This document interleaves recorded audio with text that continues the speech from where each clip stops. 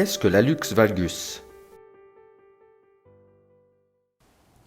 L'hallux valgus est une déformation acquise de l'avant-pied. Elle représente en fait la déformation la plus fréquente au niveau de l'avant-pied et est vue en général chez environ 30% de la population. Bien sûr, elle n'est pas symptomatique chez tout le monde et il faut savoir que c'est une déformation qui va évoluer dans le temps. L'origine est avant tout génétique, donc elle provient de la forme, de l'articulation du gros orteil. Les gens qui développent un hallux valgus, on voit très bien sur ce modèle en fait la surface articulaire qui normalement est perpendiculaire au premier rayon. Chez les gens qui développent un hallux valgus, cette surface articulaire va être orientée en fait dans ce sens déjà dès le départ. Donc ça c'est déjà le premier élément de la déformation.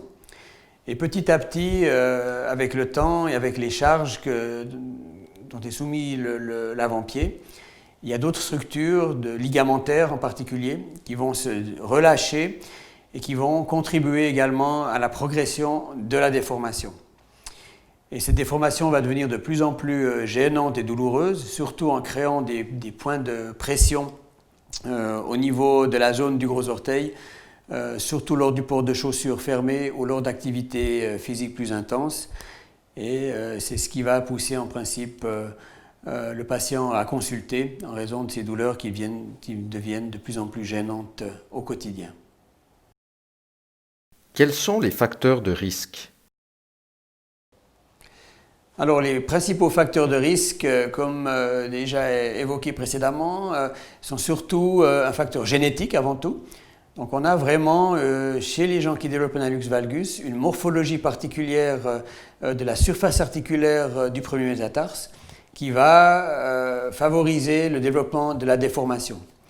Après, bien sûr, il y a d'autres facteurs de risque comme une déformation en pied plat associée qui va accentuer encore le phénomène. Et c'est surtout en fait ces deux facteurs, donc la morphologie du pied, qui vont provoquer cette déformation.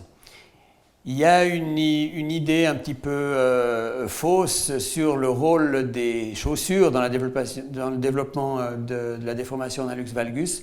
Ce ne sont pas les chaussures qui vont provoquer la déformation, mais c'est sûr que chez un patient qui a une déformation en hallux valgus, le port de chaussures étroites, le port de chaussures à talons vont certainement augmenter les symptômes. Quels sont les traitements conservateurs?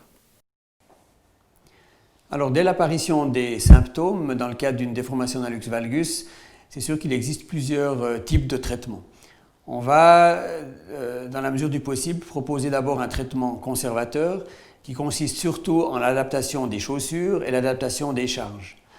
Donc il y a deux choses en principe. Quand la déformation progresse et qu'elle devient de plus en plus importante, on va essayer le plus longtemps possible d'adapter la chaussure à son pied en privilégiant des chaussures larges, en évitant les chaussures à talons. Mais comme la déformation progresse, il arrive un temps où l'adaptation des chaussures devient de plus en plus difficile. Et c'est à ce moment-là qu'on peut proposer des solutions chirurgicales en réadaptant en fait la position, l'anatomie du pied à la chaussure. Quelles sont les techniques chirurgicales? Il existe plusieurs types d'interventions et de techniques chirurgicales pour traiter un hallux valgus. Au fil des années, ces techniques ont évolué pour devenir de plus en plus anatomiques. Le but en fait de la chirurgie, c'est de rétablir une anatomie normale au niveau du premier rayon pour qu'on ait à nouveau un pied qui va supporter les charges et la pression de la chaussure. Donc là, nous utilisons une technique dite une ostéotomie distale du premier métatarse. La technique consiste à effectuer une coupe au niveau du premier métatarse, qui va être une coupe en L, donc on appelle ça un L renversé, en anglais reversed L.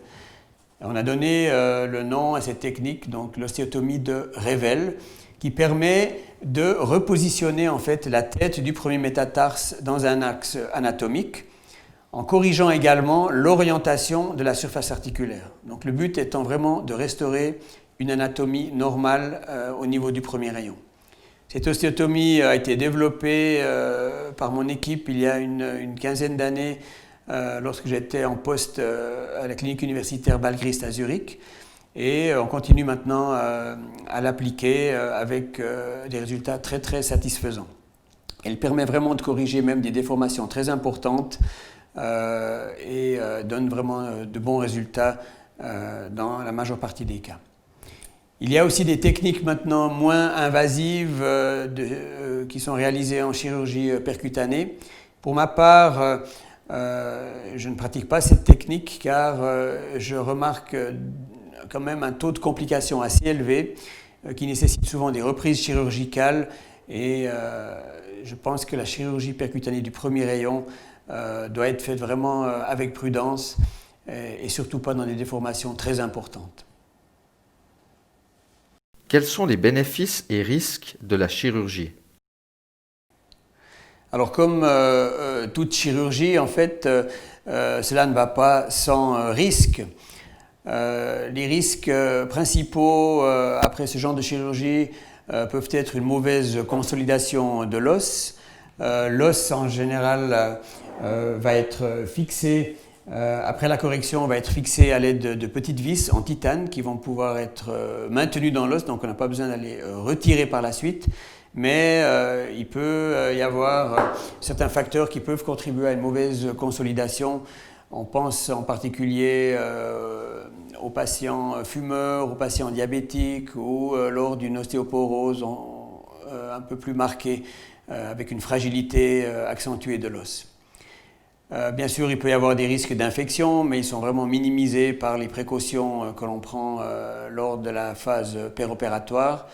Donc ce sont surtout ces risques-là qui peuvent survenir après, ou ces complications qui peuvent survenir après ce genre de chirurgie.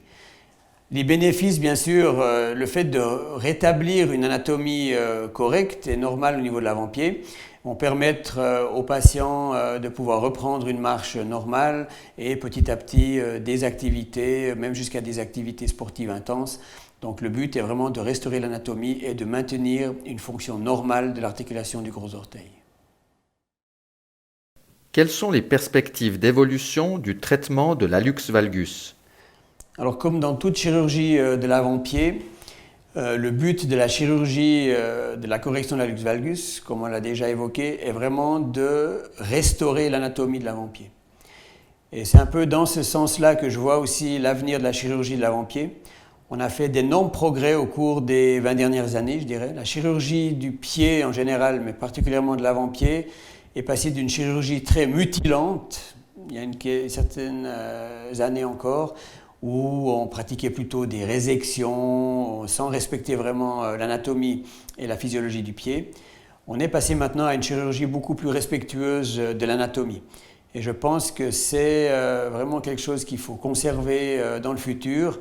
On peut certes améliorer les techniques avec des améliorations au niveau du matériel de fixation, au niveau de l'imagerie préopératoire, mais la chirurgie doit rester avant tout anatomique et respecter l'alignement des orteils, respecter l'alignement des métatarses afin d'éviter de provoquer des décompensations de l'avant-pied.